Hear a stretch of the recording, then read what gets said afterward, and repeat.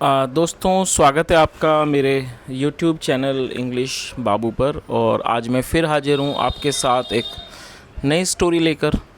और दोस्तों, आज जो स्टोरी मैं लेकर आया हूँ ये एक शॉर्ट मॉरल स्टोरी है। बहुत ही अच्छी कहानी है, सुनकर आपको बहुत मज़ा आएगा। उसके अलावा इस स्टोरी में आपको कुछ नए इंग्लिश के वर्ड मीनिंग सीखने को मिलेंगे, उनकी करेक्ट प्रोनाउंसिएशन के बारे में पता चलेगा। और हमेशा की तरह जो इसका ग्रामर का पार्ट है उसे बिल्कुल ही डिटेल में कवर करेंगे, तो एक एक स्ट्रक्चर को आप बहुत आसानी से सीख पाएंगे।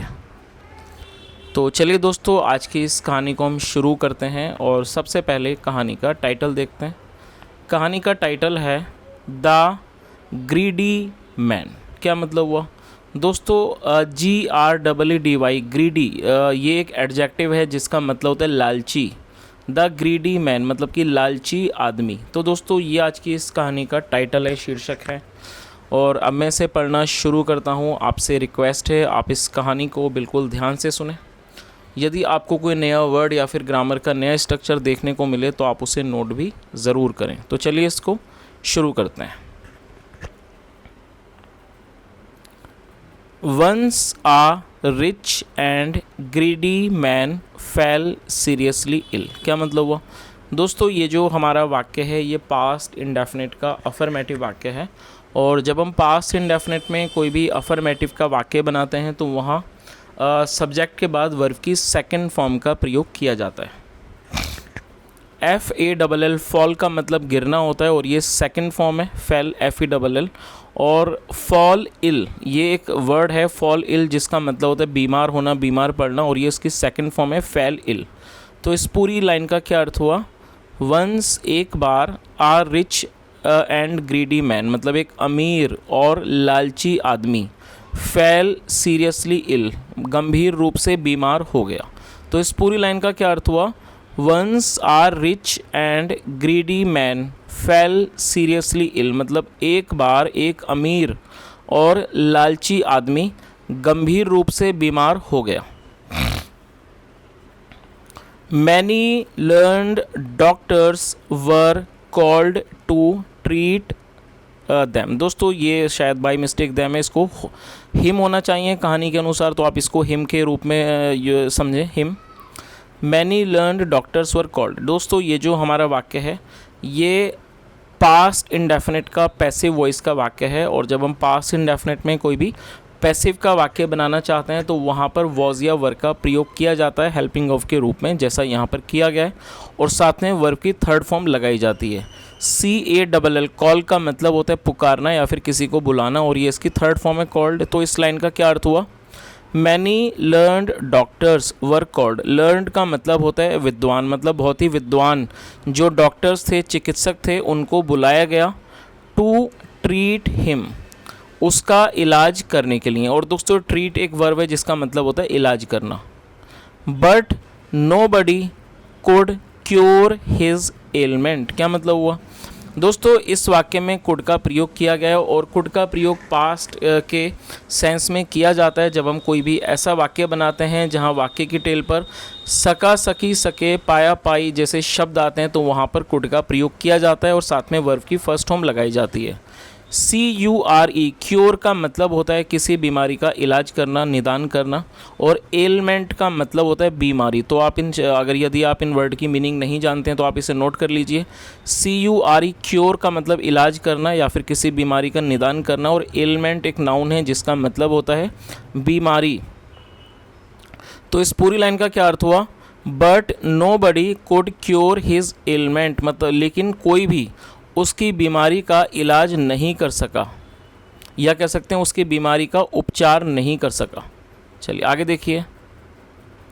देन मतलब कि फिर, the ill man, ill adjective है जिसका मतलब है बीमार। देन द इल मैन फिर वो जो बीमार आदमी था, प्रेड टू द गॉड, और ये प्रे की सेकंड फॉर्म है जिसका मतलब होता है प्रार्थना करना। प्रेड टू द गॉड, उसने ईश्वर से प्रार्थना की।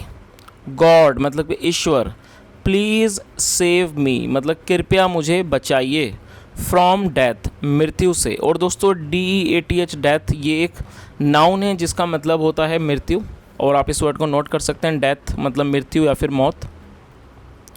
तो इस पूरी लाइन का क्या अर्थ हुआ कि then the ill man prayed to the God, God please save me from death. मतलब फिर उस बीमार आदमी ने ईश्वर से प्रार्थना की, ईश्वर please save me from death, मतलब कि ईश्वर कृपया मुझे मृत्यु से बचाइए। If you do so, so मतलब ऐसा, इफ़ यू डू सो यदि आप ऐसा करते हैं, I will sacrifice 100 bulls at your altar. क्या मतलब हुआ दोस्तों, ये जो वाक्य है इस वाक्य में विल का प्रयोग किया गया है हेल्पिंग ऑफ के रूप में, और ये हमारा फ्यूचर इंडेफिनेट का वाक्य है। जब हम कोई भी ऐसा वाक्य बनाते हैं जहाँ वाक्य की टेल पर गागेगी जैसे शब्द आएंगे, तो इस तरह का जो वाक्य है वो फ्यूचर इंडेफिनेट का वाक्य कहलाता है, जहाँ पर विल का प्रयोग किया जाता है हेल्पिंग ऑफ के रूप में, साथ में वर्ब की फर्स्ट फॉर्म लगाई जाती है। SACRIFIC, सेक्रीफाइस, ये एक वर्ब है जिसका मतलब होता है त्याग करना, निछावर करना या किसी की बलि देना, बलिदान करना, और ये एक वर्ब है। और दोस्तों बुल का मतलब होता है बैल या फिर सांड। तो इस पूरी लाइन का क्या अर्थ हुआ, इफ़ यू डू सो, यदि आप ऐसा करते हैं, आई विल सेक्रीफाइस मतलब मैं निछावर करूँगा या कह सकते हैं मैं बलिदान करूँगा 100 बुल्स मतलब 100 सांडों का, बैलों का, एट योर ऑल्टर, आपकी बलि वेदी पर। और दोस्तों ऑल्टर का मतलब होता है बलि वेदी। आगे देखिए, God heard his prayers and cured him. क्या मतलब हुआ, HEAR, हियर का मतलब सुनना होता है, और दोस्तों ये सेकंड फॉर्म है हर्ड, और ये भी हमारा पास्ट इंडेफिनिट का अफर्मेटिव वाक्य है। और क्योर का मतलब होता है किसी को ठीक करना, किसी का निदान करना, किसी का उपचार करना। गॉड हर्ड हिज प्रेयर्स मतलब ईश्वर ने उसकी प्रार्थनाओं को सुना, एंड क्योर्ड हिम और उसको उसका इलाज कर दिया और उसको ठीक कर दिया। The rich man regained his health. क्या मतलब हुआ दोस्तों, रीगेन का मतलब होता है पुनः किसी चीज़ को हासिल कर लेना, किसी चीज़ को दोबारा से पा लेना, और ये सेकंड फॉर्म है। द रिच मैन मतलब कि जो अमीर आदमी था, रीगेन्ड हिज हेल्थ, उसने दोबारा से अपने स्वास्थ्य को, मतलब जो उसकी सेहत थी, जो उसकी उसको उसने पा लिया, अपने स्वास्थ्य को वापस पा लिया। नाउ अब, he did not want to spend money. क्या मतलब हुआ दोस्तों, ये जो हमारा वाक्य है ये पास्ट इंडेफिनिट का नेगेटिव वाक्य है, और जब हम पास्ट इंडेफिनिट में कोई भी नेगेटिव का वाक्य बनाते हैं तो वहाँ पर सब्जेक्ट के बाद डिड नॉट का प्रयोग किया जाता है। तो आप इस स्ट्रक्चर को नोट कर सकते हैं कि यदि आप कोई भी पास्ट इंडेफिनिट का नेगेटिव वाक्य बनाएंगे तो आपको सब्जेक्ट के बाद डिड नॉट का प्रयोग करना है, साथ में वर्ब की फर्स्ट फॉर्म लगानी होती है। WANT वॉन्ट का मतलब होता है चाहना, मतलब कि नाउ अब he did not want to spend, और स्पेंड मतलब खर्च करना। Now he did not want to spend money मतलब कि अब he did not want to spend money, अब वह पैसे खर्च नहीं करना चाहता था। सो इसलिए he had 100 tiny idols of bulls made and offered them to the temple fire. क्या मतलब हुआ, एंड सेड, सो इसलिए he had 100 tiny idols of bulls made. दोस्तों ये जो हमारा वाक्य है यहाँ पर हेड के साथ थर्ड फॉर्म का प्रयोग किया गया है, मेड थर्ड फॉर्म है, और जब हम किसी भी वाक्य में हेड के साथ वर्ब की थर्ड फॉर्म का प्रयोग करते हैं तो पास्ट परफेक्ट का वाक्य कहलाता है। तो इस लाइन का क्या अर्थ हुआ, सो इसलिए he had 100 tiny idols of bulls made, इसलिए उसने 100 जो बैल के जो टाइनी आइडल्स थी, मतलब जो छोटी, टाइनी मतलब छोटी, और जो मूर्तियाँ थी, आइडल्स थी, उनको उसने बनवाया। एंड ऑफर्ड दैम और उसने उनको ऑफ़र कर दिया, मतलब कि ऑफ़र का मतलब होता है किसी चीज़ की आहुति देना, दे दिया उसने, आहुति दे दी। टू द टेम्पल फायर मतलब कि टेम्पल फायर में जो मंदिर की आग थी, आहुति थी, उसके अंदर उसने उसको ऑफ़र कर दिया, दे दिया। एंड सैड और कहा, गॉड ईश्वर, please accept my gift of thanks. क्या मतलब वो, एक्सेप्ट का मतलब होता है स्वीकार करना, तो उसने क्या कहा कि ईश्वर कृपया करके please accept my gift of thanks मतलब जो मेरा जो गिफ्ट है, मतलब जो मेरा उपहार है मेरे धन्यवादों का, उसको स्वीकार कीजिए। चलिए आगे देखिए,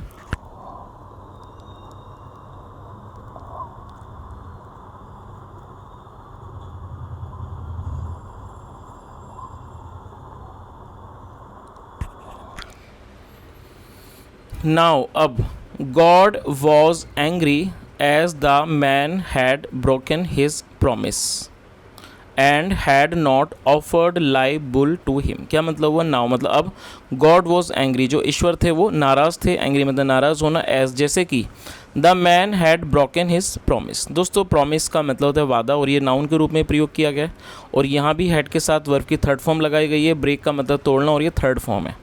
तो इस लाइन का क्या अर्थ हुआ कि जो गॉड वॉज एंग्री, जो ईश्वर थे वो नाराज़ थे, जैसे कि the man had broken his promise, जो आदमी था उसने अपने वादे को तोड़ा था, उसने अपने वादे को तोड़ दिया था, and had not offered live bull to him, और उन्होंने उनको उन्हें लाइव मतलब जो जीवित बुल थे, बैल थे, उनका उसने वो ऑफ़र नहीं किए थे, उनको उसने उन्हें नहीं दिए थे। चलिए आगे देखिए। सो इसलिए God decided to punish him. Punish का मतलब होता है किसी को दंड देना, सज़ा देना। जो ईश्वर थे उन्होंने फैसला किया, तय किया टू पनिश हिम, उसे सज़ा देने का, एंड सेड और कहा गो टू द सी शोर and you will get 100 gold coins for your self. क्या मतलब हुआ? दोस्तों सी शोर का मतलब होता है समुद्र का किनारा। तो इस लाइन का क्या अर्थ हुआ कि जो God decided to punish him मतलब ईश्वर ने फैसला किया उसे पनिश करने का, उसको दंड देने का, एंड सेड और कहा go to the sea shore मतलब कि समुद्र के किनारे पर जाओ, एंड और you will get 100 gold coins. Get मतलब प्राप्त होना, मतलब आपको 100 सोने के सिक्के मिलेंगे, फॉर योर सेल्फ अपने लिए। चलिए आगे देखिए। The greedy man went to the sea shore, और दोस्तों ये भी हमारा पास्ट इंडेफिनिट का अफर्मेटिव वाक्य है। गो मतलब जाना, और ये उसकी सेकंड फॉर्म है वेंट। तो क्या मतलब हुआ? The greedy man went to the sea shore मतलब जो लालची आदमी था वो समुद्र के किनारे पर गया। There a ship of pirates had already arrived. क्या मतलब हुआ? दोस्तों यहाँ पर भी हैड के साथ थर्ड फॉर्म का प्रयोग किया गया। अराइव का मतलब होता है आना, और ये उसकी थर्ड फॉर्म है अराइव। तो क्या इसलिए, और पायरेट का मतलब होता है समुद्री डाकू। There a ship of pirates had already arrived मतलब वहाँ पर जो एक समुद्री डाकुओं का जो जहाज़ था वो पहले से ही, ऑलरेडी मतलब पहले से वो वहाँ पर आ चुका था। They imprisoned the greedy man and sold him as a slave in another country for 100 gold coins. क्या मतलब हुआ? दोस्तों इम्प्रिजन का मतलब होता है किसी को पकड़ लेना, किसी को बंदी बना लेना, और ये सेकंड फॉर्म है। दे इम्प्रिजन द ग्रीडी मैन, और दे मतलब वे या वे लोग, और ये जो दे है ये समुद्री डाकुओं के लिए प्रयोग किया गया इस वर्ड को। दे इम्प्रिजन द ग्रीडी मैन मतलब उन्होंने उस लालची आदमी को बंदी बना लिया, एंड सोल्ड हिम और उसे बेच दिया, एज ए स्लेव एक गुलाम के रूप में, एक दास के रूप में उसको बेच दिया, इन अनदर कंट्री दूसरे देश में, फॉर 100 गोल्ड कॉइन्स मतलब 100 सोने के सिक्कों के लिए उसे दूसरे देश में एक गुलाम के रूप में, दास के रूप में बेच दिया। चलिए तो दोस्तों ये आज की एक बहुत छोटी सी कहानी थी, और मैं उम्मीद करता हूँ यहाँ पर कहानी आपको अच्छे से समझ आई होगी, और मैंने यहाँ पूरी कोशिश की आपको हर वर्ड की मीनिंग बताने की, और साथ में जो इसका ग्रामर का स्ट्रक्चर था उसे भी एक्सप्लेन करने की। और यदि आपको आज की कहानी अच्छी लगी हो तो आपसे रिक्वेस्ट है वीडियो को लाइक करें, शेयर करें, चैनल को भी सब्सक्राइब करें, और यदि आज की स्टोरी में आपने कोई नया वर्ड सीखा हो तो कमेंट के माध्यम से ज़रूर बताएँ। सुनने के लिए thank you so much. Have a nice day and bye.